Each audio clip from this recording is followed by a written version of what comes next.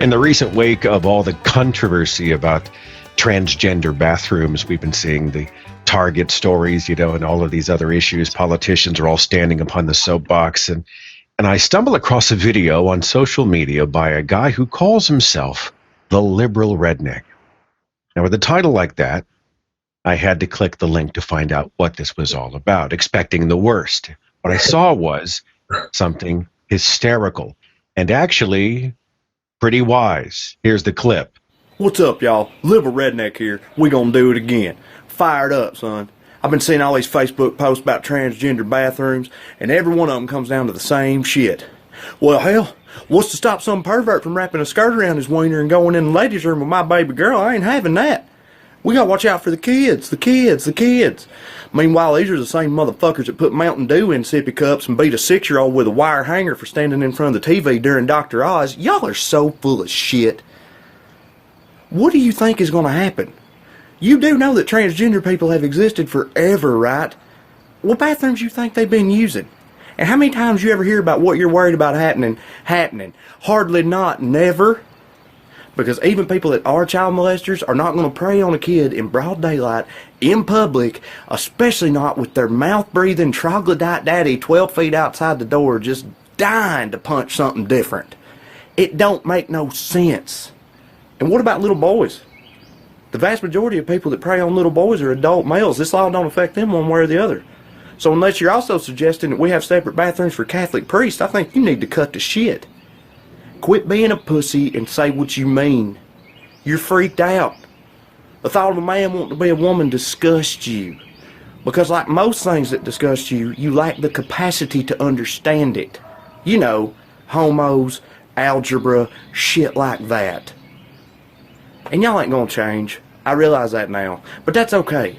Because the rest of us are trying to ensure that the next generation, your kids, grow up in a world that's a little more open-minded. And that's happening whether you like it or not. Bye. So obviously I had to reach out to Trae Crowder and ask if he would join me for a podcast. He's been gracious enough to do so. Trae, thanks for being here, man. It's a pleasure to have you.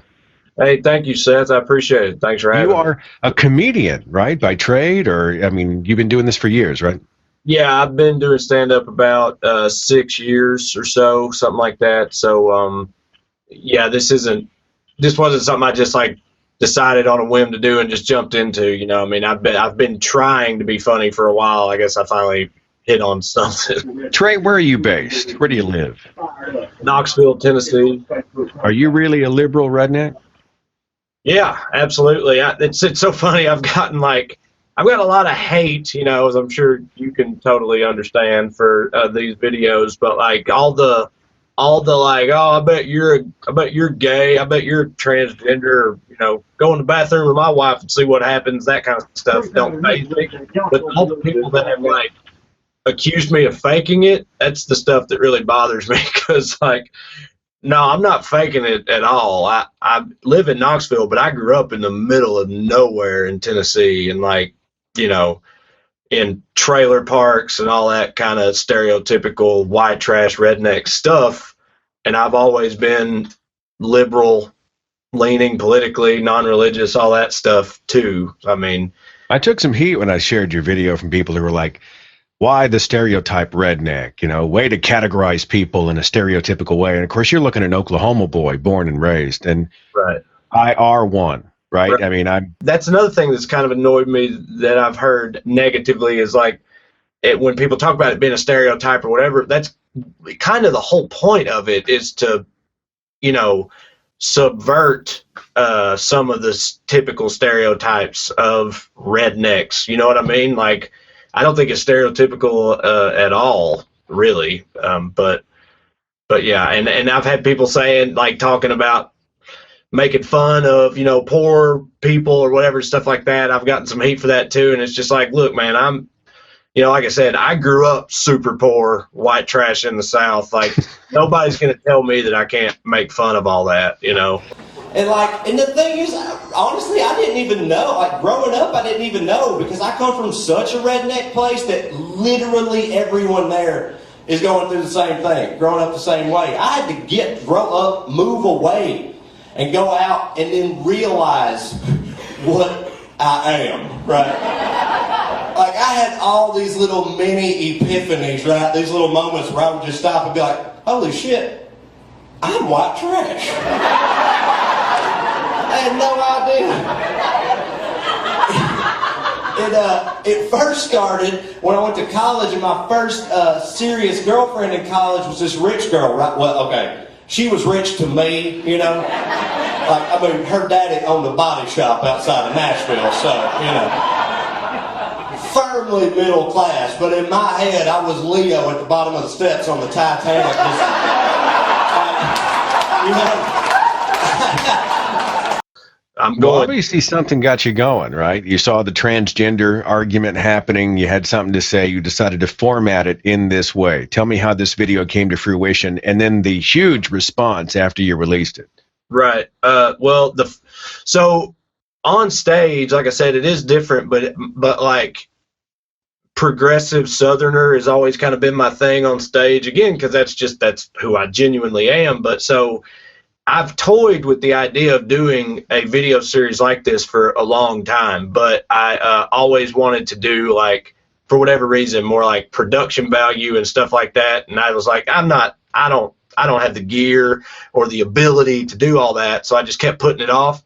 Then I saw this rant somebody posted on Facebook that went viral, but among like my more stereotypical redneck people from like my hometown, about the transgender bathrooms. And it was this pastor.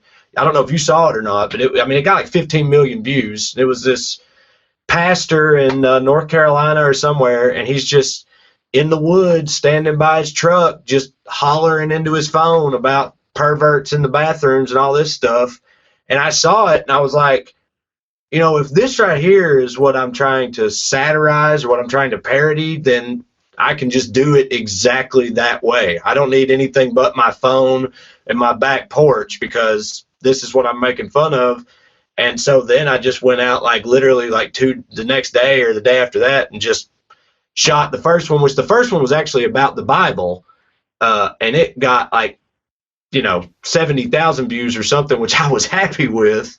And then the second one a few days later was the transgender bathroom one that just went like nuclear or whatever, which, has been insane. You took on the Bible in the state of Tennessee. Right.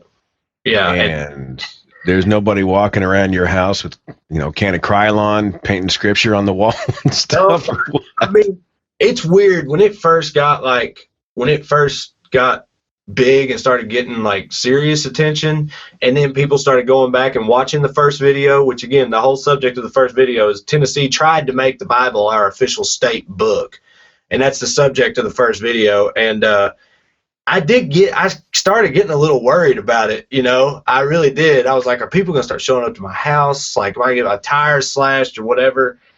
And I mean, luckily so far I haven't had anything like that happen. No, I mean, I've gotten a lot of stuff on the internet, but nobody's tried to give me what fur at the dollar store yet, With your permission then, real fast, let me play that Bible clip for everybody so they can see what we've been talking about, okay?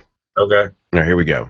What's up, man? Liberal Redneck here. Look, I'm a born and raised Tennessean, and we've been in the news a lot lately for a lot of reasons, but one of them is that our state legislature has officially passed a bill designating the Holy Bible as the state book of Tennessee. And now my redneck buddies going on Facebook there talking about how, oh, damn right, ought to be every state's book. Ought to be the official book of this country, by God. Are you shitting me? I got one question. Since when do rednecks give a shit about books? Do y'all have any idea how much I got made fun of growing up for reading? A lot. Just so much. And now young's want to talk about books. Well, fuck you. Young's don't get a goddamn book. What's this country coming to? Open your eyes, America. Can't you see? Can't you see that we need the Lord Jesus Christ now less than we ever have before? I don't know if y'all heard, but we know what germs are now. The sun, we figured it out. We don't need that shit. I'm a daddy, man. I got 2 little boys. I tell you right now, somebody comes proselytizing that nonsensical, regressive Jesus shit to them, they gonna have trouble out of me. You can believe that. And if it offends anybody, I don't really give a damn.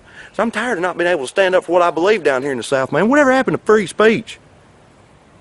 Look, if y'all want to name the Bible the official state shitty tip to leave at Cracker Barrel on Sunday, or the official state object to throw at a queer's head, fine. But don't act like yuns read. Yuns don't read. Shit. You know, you make a great point in the video you did about transgender bathrooms, which is these people aren't worried about the kids. No. You know, they're not worried about the moral fabric unweaving and everything going to hell in a handbasket. The truth of it is that they just don't get it. And because they don't relate to it, you know, it disgusts them, if I can use your word. And so they've decided they're just going to paint this pet cause around the fact that they're bigots. Yeah, I completely agree. Like, literally nothing about their side of this argument makes any sense to me logically at all. Like, even with like the gay marriage thing, I always thought it was absurd, obviously, but like we were trying to change it from the way that it had been previously, and they didn't want that to happen. But like in this instance, we weren't trying to change anything. We just wanted it to keep working the way it always had worked. People use what bathroom they identify with, just like they had been for years, and I've never known of that ever being a problem.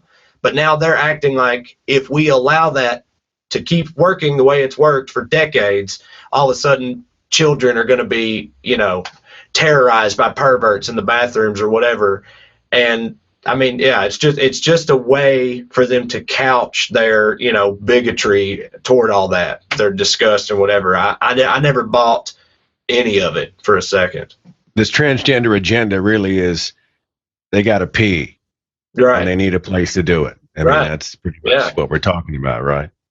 Yeah, and like you said about the kids too, I mean, it's not about and that's why I have tried to point out in my videos, make a point of mentioning that I have children, because so many of them try to use that to like justify it. Like, oh, you don't understand because you don't have kids or whatever.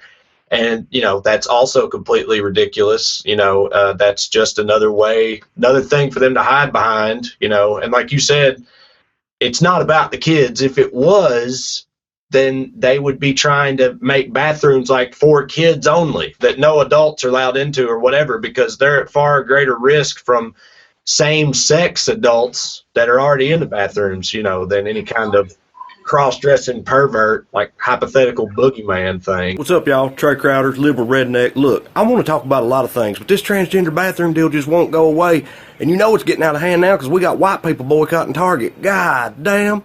Never thought I'd see the day. But yeah, sure enough, the American Family Association in Mississippi asked for a boycott of Target, and they got over 700,000 signatures. And I guarantee you, every one of them people so proud of themselves for making a statement, too. Y'all ever notice how shitty white people get to protest stuff by, like, going to Sears instead, or eating 2 chicken sandwiches this week? But yeah, y'all are basically freedom riders. Gosh, gets my red up, man. Apparently, the people signing this petition are doing it because they don't feel comfortable taking their kids into Target now with their trans-friendly policy. Oh, really? Y'all ain't comfortable? Yeah? Well, if you'll allow a rejoinder, so the hell what? If my great-granny was still alive, she wouldn't be comfortable eating cornbread next to a colored boy. Guess what? She'd have to get her old ass over it. Because it's 2016, and that's a shitty way to be. And why should we care if you're comfortable anyway? Have you ever even thought about the comfort of gay people, black people? Hell, me. I'm a non-Christian living in the South. I can't even go to a goddamn potluck without having to thank some space fairy for the broccoli casserole. And honey, it makes me a little uncomfortable. Have you ever cared? I'm guessing not, since Nancy Grace never had a hashtag about it. But now you ain't comfortable, so you're screaming, we gotta boycott Target, escape the date. Well, shit. I hope you realize that Target ain't even gonna think about giving a damn. Target would love for you to waddle your hateful ass over to Walmart. That's where all the Duck Dynasty shit is anyway. Target don't want you, American Family Association, which lastly, fuck that name. You don't speak for my family. I got 2 little boys, man, and I've actually thought about the possibility of one of them being gay or transgender, and how I would feel if I knew they had to face the shit that y'all put people through for the sake of your comfort. And it pisses me off.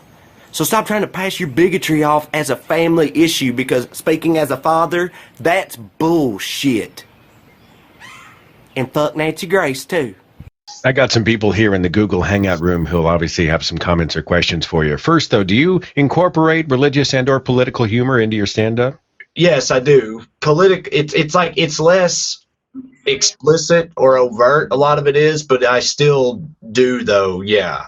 Like there are some things that like in certain rooms in the South, I mean, that I'm not going to do because I know that they'll hate it, but I don't have to censor myself as much as a lot of people probably would think. I mean, I do most of my material at most of my shows.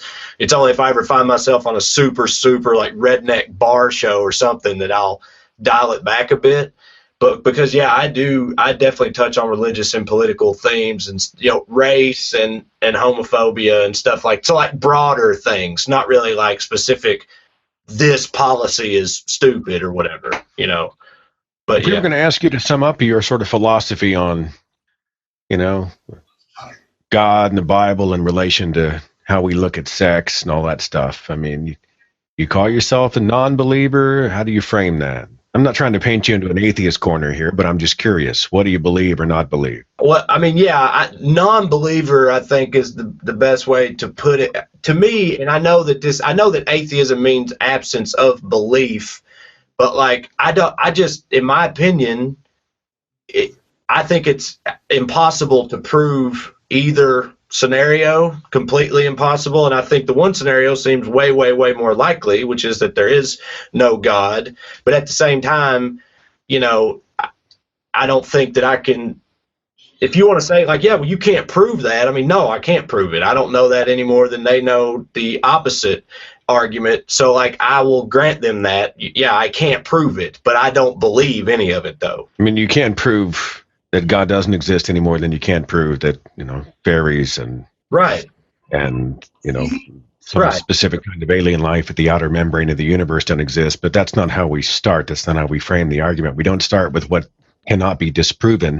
Right. And the burden of proof is on them to prove that it does exist. I mean, I agree. I just, I don't know, with something like that, that's like, oh, you don't really know the answer until it's all said and done, till you die or whatever. The metaphysical and all that stuff. I don't know. Maybe there's something going on, but like a dude in the sky, any of the classical definitions of God and all that stuff. I mean, I just don't believe in it all. I do kind of think that maybe there's some that maybe we're not developed enough or don't have the capacity or ability to truly comprehend what is going on in our universe and everything else, I think that is possible, but I don't think that manifests itself as like God or religious belief or anything. Doesn't mean a wizard did it if we don't understand something. Right, yeah, right, exactly. Yeah. I'm not saying that at all. I'm just saying I could see that there's intellectual beings can be so far, advanced beyond where we are, possibly, that like there are other levels of understanding or whatever that we're just nowhere even near grasping. So who knows as far as that. But yeah, that doesn't mean that I believe it's like you said, a wizard. It's an awesome place to be though, Trae, when you can be at a point in your life when you give yourself permission to change your mind, right?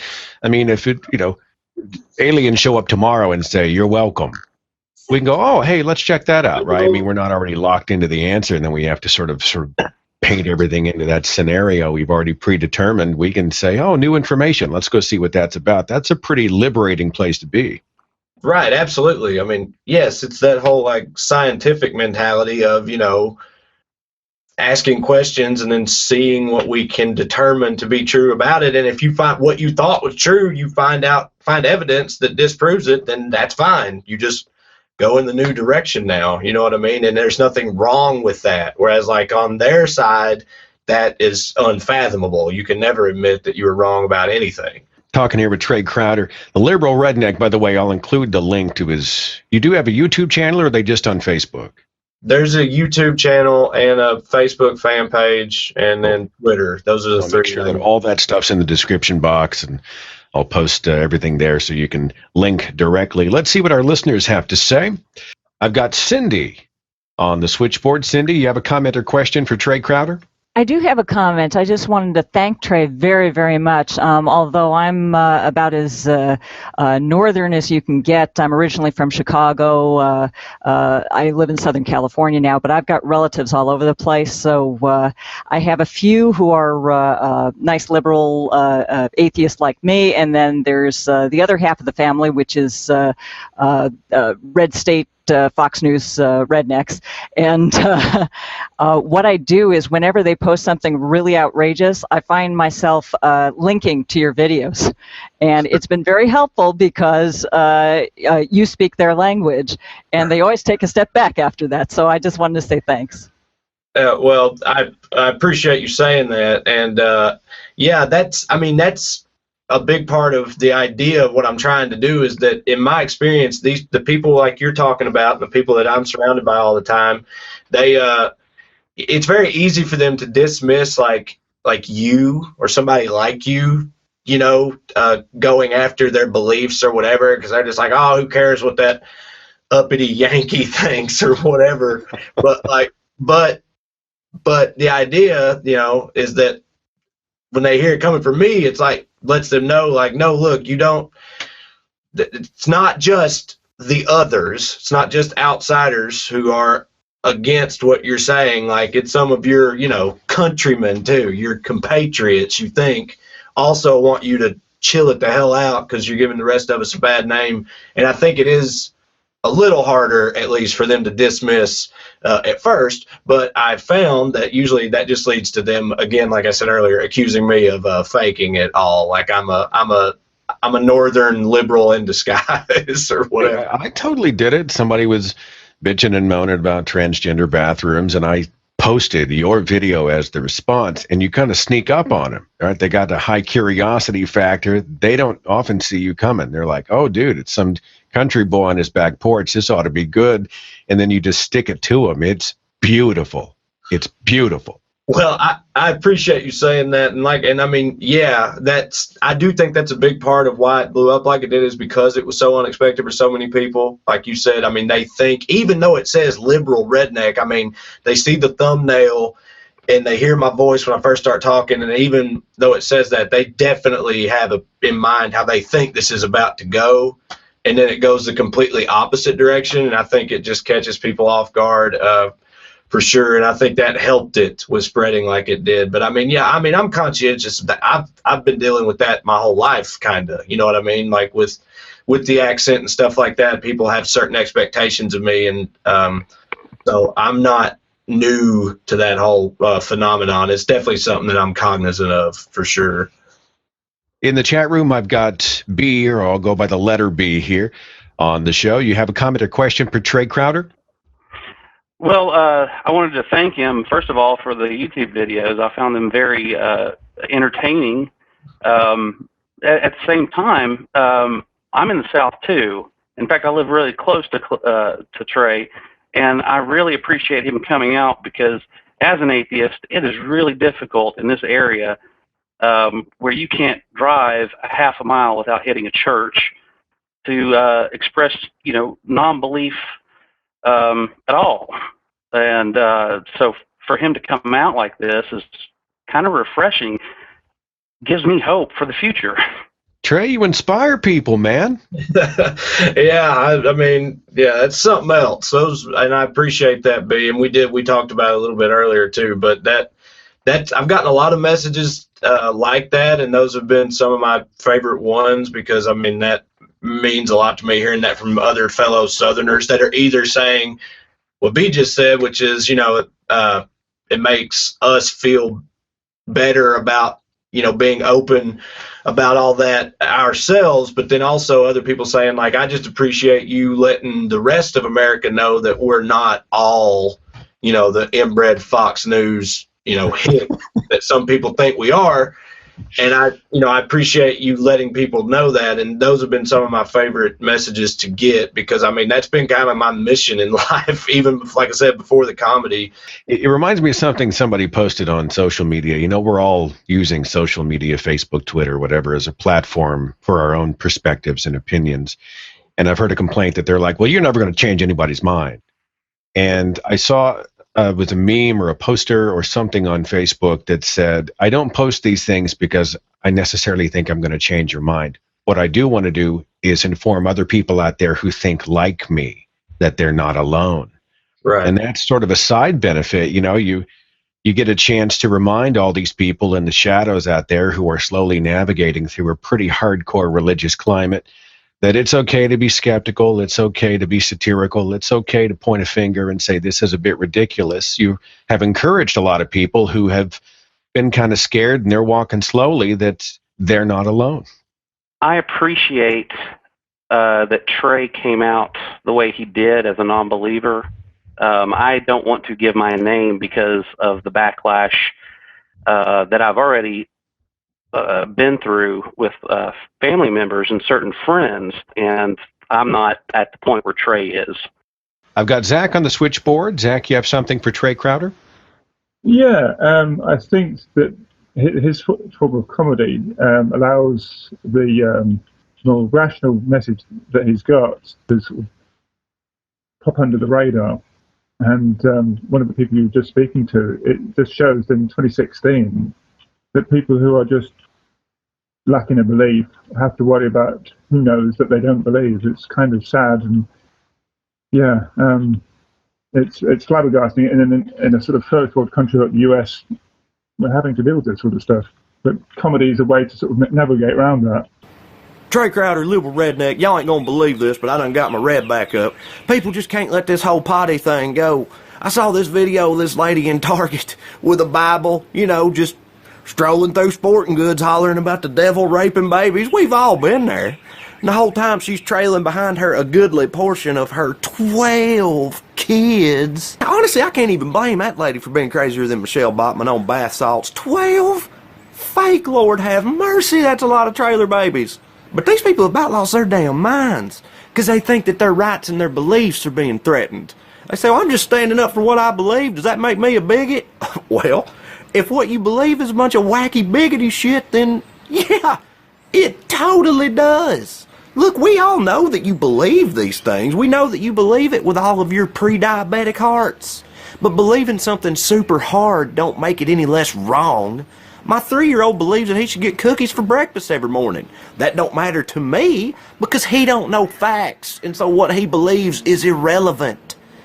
You can't expect people to respect your beliefs when your beliefs are so completely disrespectful. Which brings me to your rights. Y'all scream, oh, liberals, they care so much about everybody's rights. Well, what about me? Ain't I got rights? Oh, honey, bless your heart. Nobody's trying to take your rights. We're just trying to keep you from doing that to other people. Because I know you're a white person in America, so I can see why you'd think this, but telling other people how to live is actually not a right you have. In fact, if you want to live in a country in which the religious beliefs of the majority dictates the lives and liberties of everybody else, I recommend you try Saudi Arabia, Pakistan, somewhere like that. And I know what you're thinking, oh, they're brown, gross, but check it out. They love screaming, they hate books, they throw rocks at queers, you fit right in. But this country belongs to us now. You are not getting it back. And you can believe that. Plans for the future. You could set a video a week based on whatever's ringing your bell that day. Is that the deal? Yeah, as far as those videos go, yeah, I have no intentions on stopping those anytime soon. I mean, there's no reason to. But I'm doing a first leg of a stand-up tour I put together that the theme of it is liberal Southern comedians, because there are more of us. Two of my best friends are on it with me, Drew Morgan and Corey Forrester, and that starts Sunday, May 22nd at the Punchline in Atlanta. We got a week's worth of dates that's on our website, which is Well Read Comedy, and that's R-E-D, Well Read.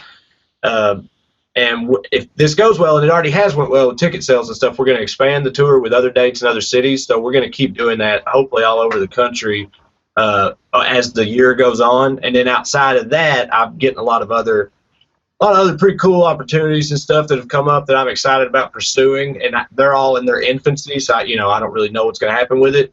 But a lot of things. It's weird, isn't it? It's weird the courses life takes, right? You throw this out, it just goes nuclear. Right. And it sort of changes the trajectory of almost everything else. I mean, has this informed the flavor of the new material you're doing here?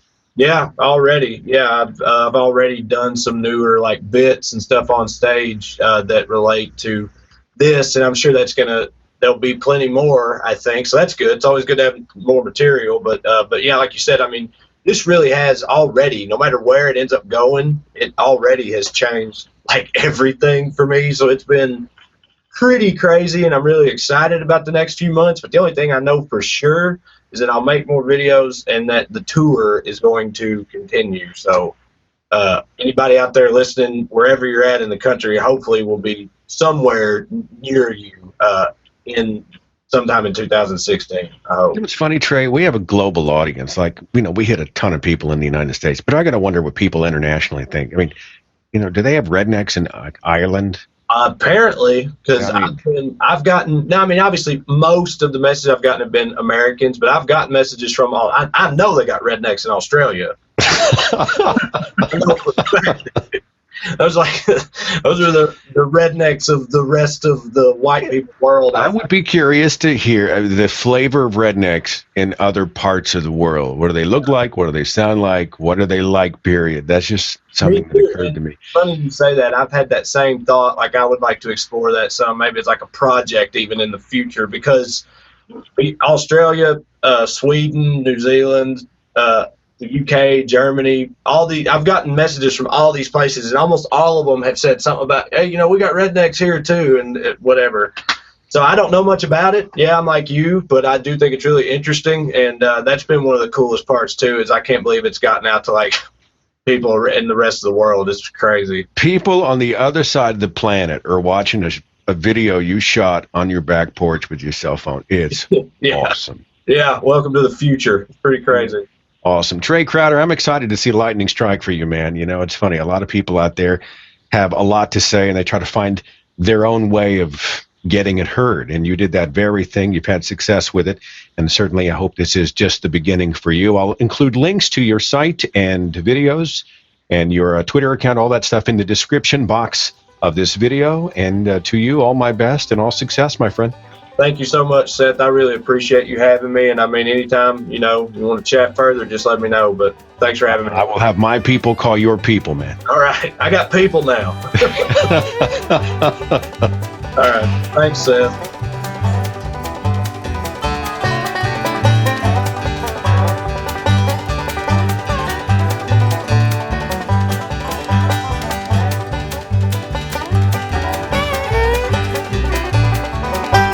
Thank you.